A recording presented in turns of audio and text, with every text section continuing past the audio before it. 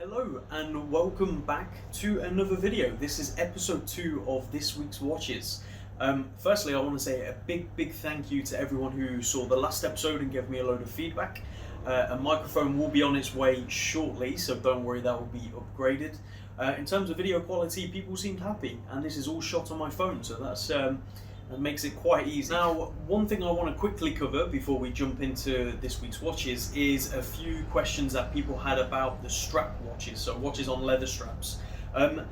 Don't worry about the leather straps. These are my choices that I've decided to put on these watches because I think they look good. I do have a selection of straps, so if you decide you don't like that strap and want a different one, I can show you which ones I have. And also the lug-to-lug dimensions are given for every single watch on the website, so you can switch and swap and find the strap that suits you most. The focus is on the watch. That's where 99.5% of the value of the item is. So this week's drop, slightly smaller than last week's drop, but still a great variety, from a absolutely gorgeous 14 karat gold Zenith chrono to a 1991 Rolex Oyster Perpetual date. And everything in between, including this piece right here that I think a lot of you will already be looking at, which is the Pogue. So without any further ado, let's flip the camera and take a look. Now, before we jump into these 5 pieces, let's quickly have a look at what's on my wrist. This is something that isn't for sale, and it's part of the personal collection. It is a Mido Multifor, but not just any Mido Multifor. If you know your Midos, you'll know that this is a very early example, probably early 40s, 41, 42. It's a central seconds, original black dial with a beautiful gilting, patinaed incredibly, and those handset, I mean, look at that second hand. It's a 35mm all steel screwback, which makes it quite rare for its age, really. And running the reference right there, I've not been able to find another example for sale anywhere, or even an example shown anywhere, which makes me feel like this is quite special. So hence why it's not for sale and it's staying with me. Now let's dive into the watches we've got here. So we have a Rolex, we have 2 Zeniths, we have a beautiful Nevada, which I was wearing last week, if you remember, and a Seiko Pogue. Let's just jump straight into that one. So the watch that everyone, I think, has heard of, whether you're into Seiko or not, you know the Seiko Pogue, because it's just so infamous within collecting. And what we have here is an all original, which is the key to these watches, an all original example in very nice condition. Now granted, there's a couple of marks on the dial and there's a couple of marks to the case, but it's honest and it's nice, and that is exactly what you pay for when it comes to these Pogues. So, beating away inside the Seiko is the caliber 6139, which was introduced in May 1969, right alongside the launch of the El Primero. Now, there's quite a lot of controversy to which came first, because that can claim the true world's first automatic chronograph. Was it the El Primero? Was it the Seiko? I mean, will we ever know? But it's a really nice example and a really cool movement as well. And a lot of the early speed timer 6139s were what housed this movement, and they were Japanese only models. Now, why is this watch called a Pogue? Well, it's based on Colonel Pogue, who was an astronaut with NASA, and during the Skylab 4 mission, he took one of these up to space, and that was in 1973. So as everyone knows, NASA is officially certified the Speedmaster, which is the flight watch for any astronaut. But oftentimes they couldn't get them out, well, not oftentimes, but occasionally they couldn't get them out quick enough to the astronauts, so they would sometimes say their own watches, and Colonel Pogue took one of these up to space, 1973, which is quite interesting because this one is also from 1973, actually April of 1973. So a really cool connection. And it wasn't just like he had the watch in his pocket the entire way, which he did for some of the way, but he actually used this watch to time the engine burns during training. So these Pogues, or one of these Pogues, actually got some pretty serious use by a NASA astronaut. And the one he wore was the yellow dial with the yellow ring. This is why this model is called the Pogue. Now the example we have here, as I said, it's an all honest condition model, and it has a nice faded bezel, so the red is almost going to a pink, which is quite desirable really, and it looks great. The inner rotating bezel moves freely as it should. You'll have to excuse all the noise outside. The push crown for the date works nicely as you'd expect, and all the way in for the day it works as well. So that's how you operate this, and obviously the start and stop and reset, which snips all the way back to 12 nicely. This one is all serviced. It does come on its original H-Link bracelet. Now these bracelets alone are worth a pretty penny, which is just quite crazy. The watch does also come with a spare link for the original bracelet, and it comes with a faithful reproduction bracelet. The reason being, as I said, these bracelets are worth a little bit of money now, and some people want to preserve those the best they can. So we're providing this reproduction bracelet, which looks very similar, fits the watch nicely. If anything, fits it a little bit better, because these old bracelets, they do get a little bit of wobble on the end links, and they're not the sturdiest of bracelets, but they are original. Now, prices of these have skyrocketed, especially for original examples like this that are warranted and sold by I say a reputable dealer rather than just some Joe blogs on eBay. So it's not the cheapest watch in the world anymore, which is crazy. I mean, they never were, but they were. There was a point when these were, you know, £200-300. Those days are gone. So definitely go check this out. Read up the description. Have a look at the photos. It's a really great example. Next up, let's take a look at the watch in the box. Now onto the watch in the box, which is a very nice Zenith, and the box isn't period correct to the watch. The watch is 1940s, and I believe this box is probably 70s, but the watch fits in nicely, it looks nice, and it is a Zenith box, so that's what comes with it. But the reason you're here is the watch, and here it is, absolutely stunning. The moment I saw this watch, I just wanted it, and you can see why. This is actually a collaboration piece between me and Antique Watch Company, which is a company that is also here in Clerkenwell, which is where my office is, and they've had a shop there for about 47 years, and I've worked very closely with them. Now, what is a collaboration piece? Well, it's where we go halves on the price of the watch.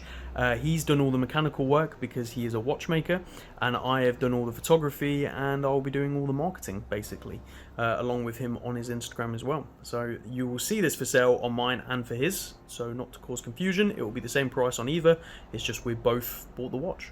Now, as I said, this beauty is from the 1940s, sorry, and it's cased in 14 karat yellow gold.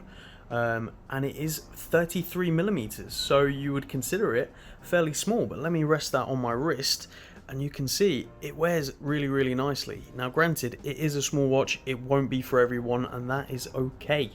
I think small watches are coming back, and I feel like this one could have a great resurgence because that dial and those handset and everything is completely original. That's factory original. It survived that long with basically no patina and no marks, which is exactly what you want. Really nice pushers, nice crown, just nice profile, and it has female lugs, which is where the lugs have a little bar on either side, and then like a tube sits over the top of it.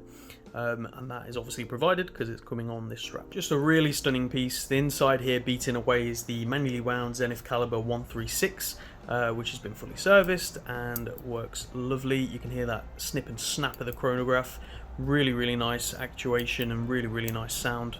Just a really attractive piece. As I said, 33mm, it's got 40mm lug tip to lug tip, 18mm lugs, and only 11mm thick, so it wears really nice on the wrist if you like smaller watches. If you don't like smaller watches, this isn't for you, but that's okay. Leave it for someone who is, and it's priced very fairly for a 14 karat gold 1940s watch, never mind a beautiful 1940s Zenith. Now onto the Rolex, vintage Rolex stand not included. Now onto the crown, the Rolex Oyster Perpetual date. This is the reference 15200. And just before we dive into this, let's just appreciate this vintage Rolex stand with its original C-clip. Really nice. That isn't for sale, sorry. But back to what is the watch. It's in very nice condition. It has been polished over the years, and you can see it's lost a little bit of its edges, but it's still a nice, honest example.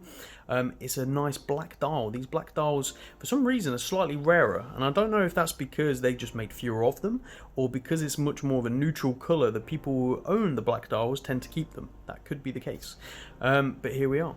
Now, the watch is from 1991, and you might be looking at this going, but James, 1991, shouldn't it be tritium? And you're right, it should be tritium, but this is a factory original Rolex service dial and hands that were put onto the watch probably when it went back to Rolex in the 2000s to be serviced. Oftentimes Rolex would do this. They wouldn't just repair your watch as you deem fit, they would want it to come back as the best version it can be that they can offer, which at the time was replacing tritium, which didn't have a great long life and would fade and discolor, which obviously collectors like, but in terms of practicality it wasn't the best, so they'd replace it with this Luminova dial and handset.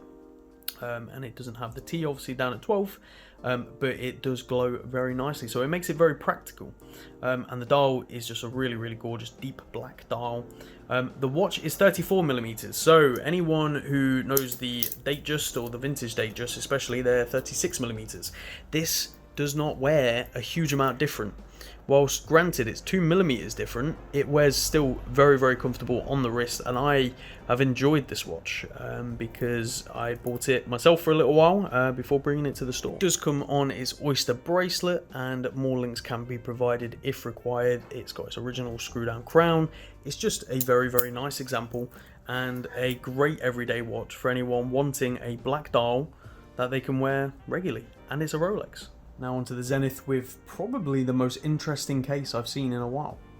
1959 Zenith. This is quite an early Zenith. It's a manually wound subsidiary seconds in a 35mm steel case. Now the case is what drew me to this watch immediately. Have a look at those chamfers. That is super cool. I've not seen a case like this.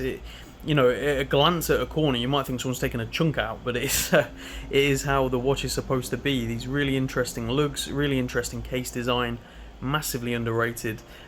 Really nice dial. Now, the dial is a restored dial, but it seems to have been restored probably 15-20 years ago because it's developed its own sort of patina. It's gone almost eggshelly in colour, as you can see, and it's really nice. And what we have done, I got my watchmaker to put on some lume in the hands and the dial, because when the dial was redone they took the lume out of the hands and the lume off the dial, so there was just these empty spaces where these dagger indices are. So I got him to put some back in and age it to make it look as it probably could have if the watch hadn't been redone at some point. So yeah, that's what we had done. Now some people, you'll have to excuse all the noise outside, it's a very noisy road. But some people would say that's dishonest or whatever.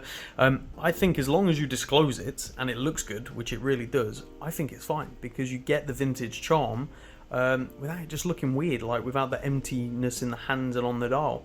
I really like it, so I'm happy with it. Now, as I said, it is a 35mm case. You have 9mm thick, so it's very thin, 43mm lug to lug and 19mm lugs, which is a bit awkward, but I've got it paired on this quick release nice brown strap which matches the lume pretty nicely. Now it does also feature its original crown, Zenith crown, with the Z in the star, nice screw back, and a caliber 40 inside, which is a very nice manually wound Zenith caliber. Again, serviced, warranted, the whole shebang. So a really good example at a very affordable price really for what it is. And last but by no means least, the Nevada. And finally, the hidden gem from the drop. Now, those of you who saw last week's video, you would have seen me wearing this one, and here it is for sale now. So this is a gorgeous Nevada from the 1950s with probably one of the most interesting cases. You know, you've got these really crazy twisted lugs, very IWC Movado-esque, and it's got this crazy inner bezel which just slopes down. It's like a concave bezel, and it just draws your eyes directly towards that dial. Really well done, really stunning piece. And the case, like, the quality of it is incredible. All steel, screw back, just a very nice piece, and definitely the hidden gem of this drop. You know, it's got its original crown which sits quite nicely. You can see it's got the space and everything. It's just a good example. Push holes for quick changing of the strap, super easy, and the dial is original. It's got lovely patina throughout, which is very even. Nice numerals, very Art Deco in their style, especially like the 4 and the 6. Really cool. And those are its original thermally blued hands with the original lume inlay, which is patinaed nicely as well, and a red tip second hand. With a very nice counterweight. Just a really attractive watch, and it comes in at 34mm, and it is 12mm thick, so not very thick, and a 42mm lug to lug with 18mm lugs. it's just a really gorgeous piece, and one I don't think will stick around long, because Nevada's come back as a brand and they're redoing a lot of their vintage watches, and rightfully so, because they are gorgeous. As I said, the hidden gem of this drop. And that is it for this week's watches. I really do hope you've enjoyed this video. If you did, be sure to leave a like and a comment. Let me know of the 5 which is your favourite, and I'll look forward to seeing you all again in the next week's video, where we'll have even more new watches. So keep an eye out. Take care.